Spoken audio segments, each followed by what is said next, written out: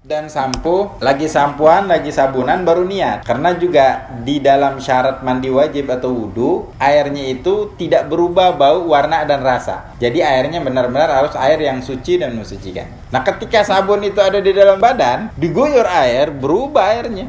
Air yang kita pakai yang kena ke badan itu suci, cuman tidak mensucikan. Kalau niatnya dalam keadaan seperti itu nggak bisa. Jadi hilangin dulu, hilangin semua, guyur lagi baru nih niat. Yang lebih efektif dari awal mandi itu nih niat. Jadi yang mandi wajib yang awal itu. Cuman kita mau luruskan, mandi wajib itu nggak ada urusannya dengan keramas, nggak ada urusannya dengan pakai sabun. Namanya mandi itu medianya air sama kayak wudu. Wudu apakah harus pakai cuci muka, pencuci muka? Enggak juga. Sama konsepnya seperti itu.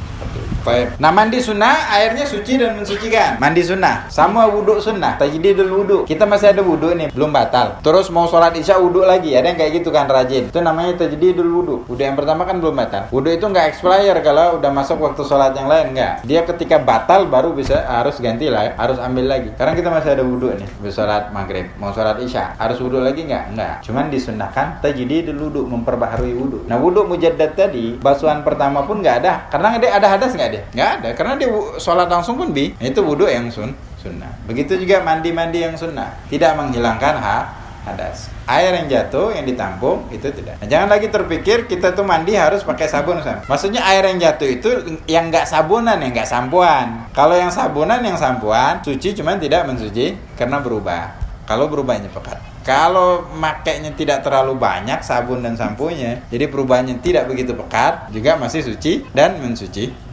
Baik, itu ya syarat-syaratnya air yang berubah. Jadi suci cuman tidak mensucikan. Kemudian bagian yang ketiga, air yang mutanajis. Benarnya ada 4 juga kemarin kita ya. Air najis sama air yang mutanajis. Yang najis yang ketiga, yang keempat air mutanajis. Air najis ini memang zat sebenarnya, zat cair yang najis. Seperti apa? Muntah. Dan muntah yang jarang disadarin. Kita definisi muntah kadang-kadang kalau udah keluar Indominya, bukan ya, mie merek, atau keluar nasinya. Muntah itu dalam definisi syar'i, makanan dan minuman yang udah masuk ke perut kemudian keluar lagi walaupun sedikit dan uniknya ini sering terjadi ya, ingat-ingat aja, semuanya mungkin ada pengalaman. Ketika buka puasa khususnya makannya banyak, jadi buka puasa, ketika sholat di ruku dan sujud kayak ada yang ngalir dari kerongkongan, ada yang keluar, itu namanya muntah. Itu najis. Kalau udah najis nggak boleh ditelan tuh, harus kumur-kumur dulu, bersihin, sholatnya batal. Makanya kalau puasa makannya 3 korma aja, atau 5 atau 7, 9, 11, 101, 103, ganjil. Sunahnya ganjil. Habis itu minum dan kumur-kumur ya. Satu lagi yang bisa membatalkan sholat, kalau ada sisa makanan di dalam sholat kan sayang itu. Kita telan kadang, batal. Kalau kita cari-cari nggak ketemu, ya nggak. Tahu-tahu ada yang menyelundupkannya masuk ke dalam perut, itu nggak apa-apa. Halal, bukan halal, maksudnya nggak batal. Cuman kalau sengaja diinin, batal. Itu definisinya makan. Nah, jadi makan juga jangan dianggap salah satu yang membatalkan sholat itu makan dan minum. Kepikir nggak? Itu kalau orang baca fikih pakai baca terjemah aja ya, makan dan minum. Siapa kira-kiranya dalam sholat makan dan minum? Tergambar nggak ada yang sholat makan dan minum? Kita ke masjid bawa makanan. Apa nih makanannya? Siapa yang mau promosi? Minuman gitu. Ya bakal keluarin orang. Definisinya itu makan apapun yang masuk di dalam, atau air ya. Air bekas wudu itu ditahan aja di mulut. Ketika sholat baru ditelan.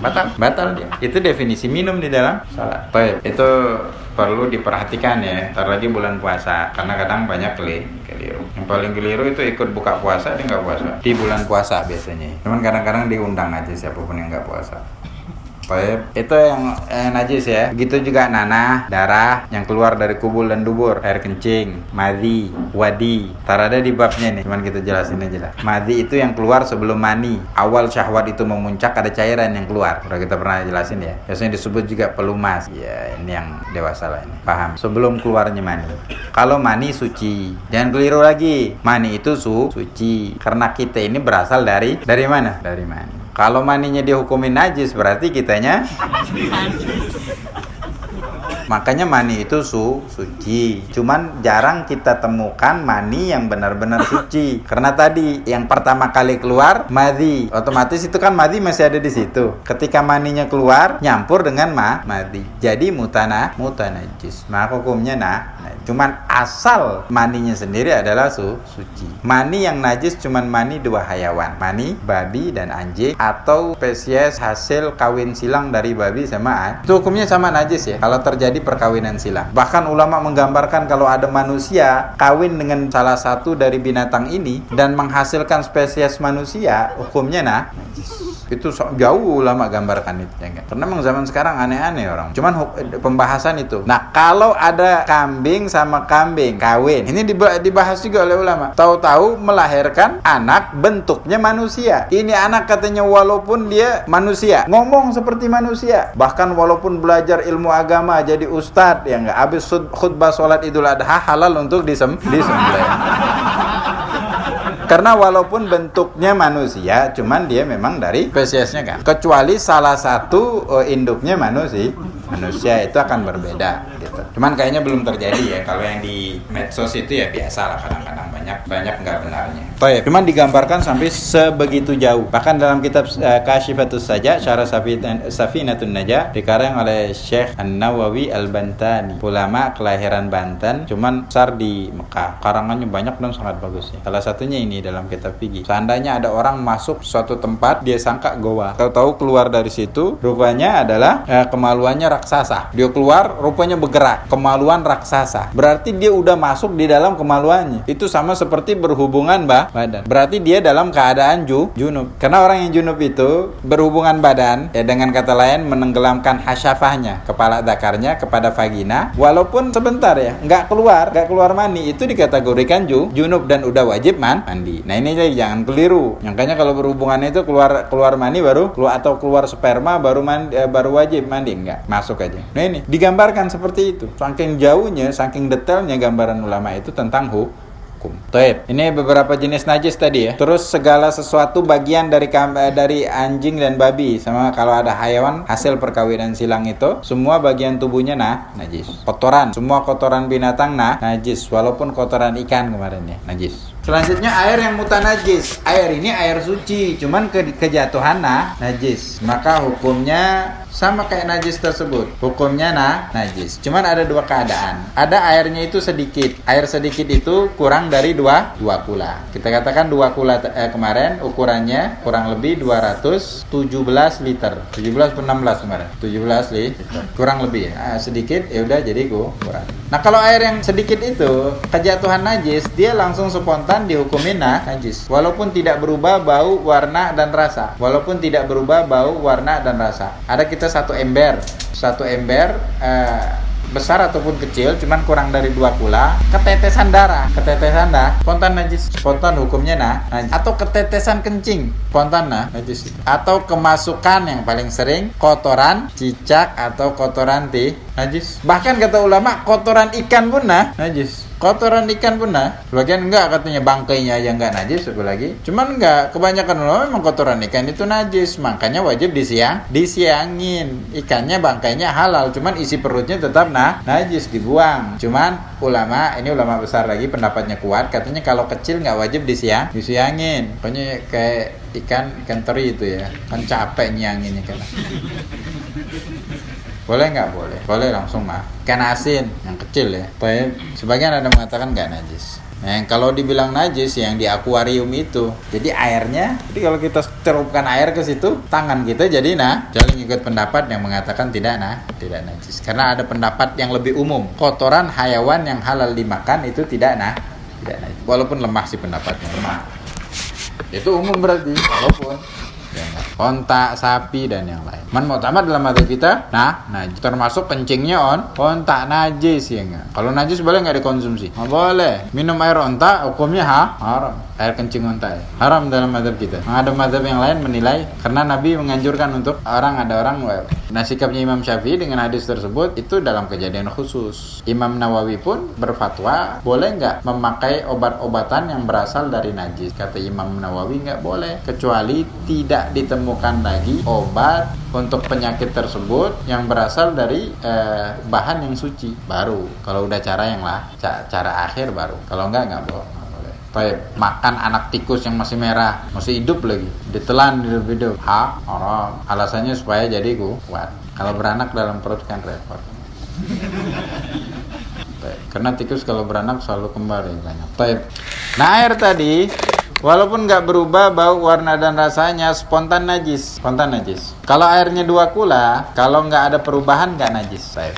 Nah, air yang najis tadi bening masih nggak berubah bau, warna dan rasa. Lihat ada kotoran cicak, bisa menjadi suci, bisa. Caranya gabungkan di air yang 2 kula. Jadi harus ada ember atau drum yang 2 kula. Kalau kemarin ukuran 2 kula itu minimal kalau dalam kolam yang persegi 60 cm, panjang kali lebar kali tinggi, itu pas-pasan. Kalau tempatnya bulat 144 cm ya tingginya, diameternya 48 cm. Makanya drum yang biru itu kalau yang plastik mereknya apa? Nggak tahu. Kalau penuh itu 2 kula ya. Ada 220 liter nggak? Drum yang Pertamina itu juga kalau nggak salah 220 liter ya. Itu kalau dipakai air penuh menjadi 2 kula. Jadi nggak cukup kita buang najisnya aja, tetap aja ini najis. Dan tangan kita masuk ke situ pun menjadi Itu madzhab Imam Syafi'i lebih ketat untuk masalah air ya. Madzhab Imam Malik harus berubah bau, warna dan rasa. Kalau nggak berubah nggak najis. Kalau kita beda antara air yang 2 kula sama yang kurang dari 2 kula. Kalau 2 kula nggak bisa menjadi najis kecuali berubah bau, warna dan rasa. Cuman perubahan bukan perubahan yang tadi itu yang kita bahas tentang air yang suci dan mensucikan. Itu perubahannya harus sampai pekat. Kalau yang jatuh itu najis, berubah sedikit aja ada bau najis, sedikit aja ada warna najis di dalam air tersebut, jatuh darah gelas yang kecil, masukin satu di dalam bak, berubah warnanya agak butek karena ada darah masuk ke dalam, itu najis. Kalau yang dimasukin air teh dimasukin di sana, berubah nggak? Nggak kalau baknya gede. Kalau berubah pun berubah sedikit, nggak apa-apa. Nah, kalau yang dimasukin najis berubah sedikit pun air banyak menjadi najis. Makanya dalam kitab Fathul Mu'in ulama membahas kalau seandainya ada apapun lah hayawan mati masuk ke dalam sumurnya bau bangkai. Itu selagi air yang disedot itu masih bau bangkai, nggak boleh dipakai, hukumnya najis. Jadi bangkainya dibuang dulu dan airnya sumurnya dibiarin naik sampai hilang baunya, warnanya dan rasanya. Kalau nggak hilang juga terpaksa harus disedot lah sampai habis, sampai pengaruh najis itu nggak ada. Itu ya harus diperhatikan. Begitu juga kalau baknya seperti itu. Cuman ada najis yang dikecualikan karena mafhumnya hadis idza kathural ma lam yahmilul khabathan. Kalau air itu banyak itu definisinya 2 kula tadi atau lebih ya, tidak akan berpengaruh najis. Kecuali kalau berubah bau, warna ataupun rasa. Salah satunya ya disebabkan oleh baunya najis atau warnanya najis atau rasanya. Karena ada najis itu yang baunya yang mencolok, ada bau. Cuman ada najis yang dimaafkan. Ada yang dimaafkan di air, tidak dimaafkan di dalam sholat. Ada yang dimaafkan di sholat, tidak dimaafkan di air. Ada yang dimaafkan di dua-duanya. Kalau di air, yang dimaafkan satu, air yang tidak bisa dilihat oleh kasat mata atau mata telanjang. Seperti apa? Ada orang kencingnya itu dia ngelihat di dalam cahaya, ada ngelihat kayaknya ada yang muncrat ke pakaiannya. Cuman dicari-cari nggak ada yang basah sedikit pun. Itu yang nggak bisa dilihat mata telanjang. Cuman yakin dia ada yang muncrat. Najis nggak? Nggak najis itu. Ini salah satu yang tidak najis di dalam sholat ataupun di air. Seandainya muncratan itu jatuh ke air nggak? Cuman kalau besar, kalau seandainya di celana kelihatan basahnya kelihatan dengan kasat mata itu najis. Itu najis. Contohnya lagi yang tidak kelihatan dengan mata telanjang, contohnya kalau ada lalat hinggap di kotoran, di bangkai atau kotoran najis ya, kotoran manusia, kotoran hayawan. Oke. Kemudian setelah dia hinggap di situ, kita lagi ngeliatin tuh kotoran. Terus dia terbang ke air yang kurang dari 2 kula. Baru nempel di situ, dia terbang lagi, hinggap di permukaan air yang dalam 1 ember. Yakin nggak itu kakinya ada najis? Kakinya apa tangan? Kaki atau tangannya ketika hinggap semuanya ada ketika dia hinggap di permukaan air bawa najis juga? Bawa najis. Cuman ini nggak bisa dilihat dengan kasat mata. Kita pukul tuh nyamuk, tuh lalat, lihat najisnya juga nggak kelihatan. Cuman pasti ada najis nggak? Pasti. Kalau najisnya basah ya, kalau kering nggak berpengaruh. Cuman ini dimaafkan. Yang kedua, hayawan yang tidak punya darah kalau disembelih. Tidak punya darah mengalir. Tidak punya darah mengalir. Kalau ayam disembelih ngalir nggak darahnya? Kalau kambing, kalau kecoa, kalau cicak ada darah nggak? Kalau disembelih ngalir nggak darahnya? Kira-kira aja. Agak susah mikirnya.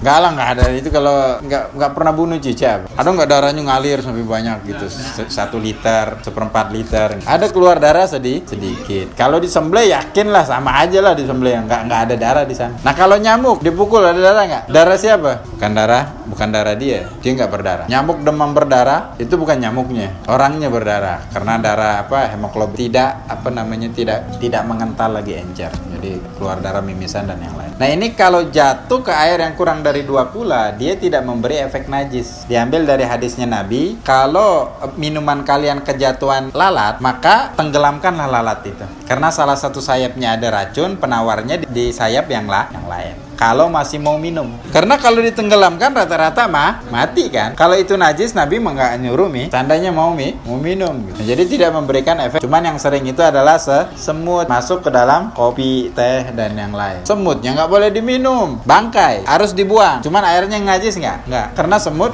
bangkai nggak? Bangkai. Itu semut kalau mati ada di kantong kita, nggak sah sholat kita. Nah ini dimaafkan di air, tidak dimaafkan di dalam sholat. Jangankan semut, sayap nyamuk aja kesisa, ya nggak? Makanya sabar ketika digigit nyamuk di dalam sholat. Kadang ya memang ditunggu, akhirnya darah nggak apa-apa, darah sedikit itu. Darah dimaafkan malahan di sini. Di air nggak dimaafkan. Cuman bagian tubuhnya itu yang nempel, bangkai. Syaratnya tidak sengaja dibunuh di situ. Kalau dia bunuh di luar terus dimasukkan itu najis. Kalau dia nggak jatuh dengan sendirinya, atau dimasukkan dalam keadaan hidup terus mati di situ. Cuman nyiksa haram ya, nggak boleh nyiksa. Cuman hukumnya gitu. Yang kedua, airnya tidak berubah gara-gara dia mati di sana. Kalau matinya dari 2 tahun kemarin kan jadi bau. Dan bau itu disebabkan oleh najis itu. Jadi najis dia. Gitu ya. Itu tadi tidak sengaja dibunuh dan tidak merubah tempat dia jatuh. Nah ini ya yang air najis yang dimaafkan di dalam air. Kalau jatuh di air yang sedikit, apalagi air yang 2 kula biasanya nggak berubah.